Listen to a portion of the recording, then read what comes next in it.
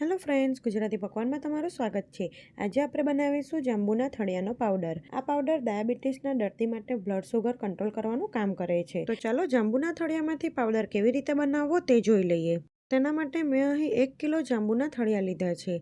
જાંબુના થળિયાને પાણીથી 1 થી 2 વખત સારી રીતે ધોઈ લઈશું।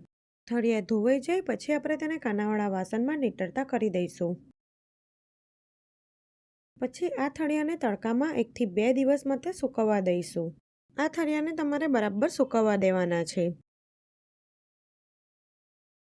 તો અહીં લગભગ 2 દિવસ પછી આપણા થળિયા એકદમ સરસ સુકાઈ ગયા છે।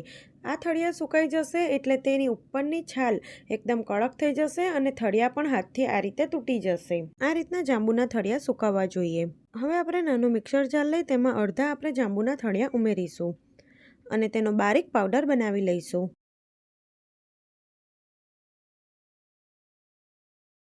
તો અહીં જાંબુનો પાવડર બની ગયો છે। હવે આપણે આ પાવડરને ચાળણીની મદદથી ચાળી લઈશું એટલે એકદમ સરસ ફાઇન પાવડર થઈ જશે અને જે પણ કંઈક આખા ટુકડા વધ્યા હશે તે અલગ થઈ જશે।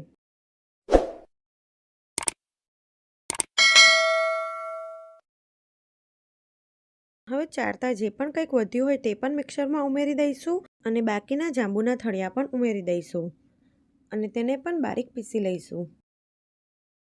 જાંબુના થળિયામાંથી તમે તેનો મુખવાસ પણ બનાવી શકો છો। તો અહીં મેં બીજું પણ પીસી લીધું છે। હવે આપણે તેને પણ ચાળી લઈશું।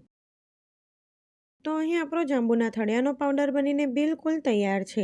આ પાવડરને દરરોજ સવારે નૈરા કોઠે 1 ચમચી પીવાથી ડાયાબિટીસ કંટ્રોલમાં રહે છે। સાથે જો તમારો અવાજ બેસી ગયો હોય તો પણ આ પાવડરના સેવનથી તે અવાજ ખુલે છે। સાથે તે લોહીને પણ શુદ્ધ કરે છે। તો હવે ક્યારેય પણ તમે જાંબુના થળિયાને ભૂલથી પણ ફેંકતા નહીં। તેના ખૂબ જ બધા ફાયદા છે। ફ્રેન્ડ્સ, તમને આજનો વિડીયો મારો કેવો લાગ્યો તે મને કોમેન્ટ કરી જરૂરથી જણાવજો। જો વિડીયો ગમ્યો હોય તો આવી જ બીજી નવી રેસીપી જોવા માટે મારી ચેનલને સબસ્ક્રાઈબ કરજો। Thanks for watching.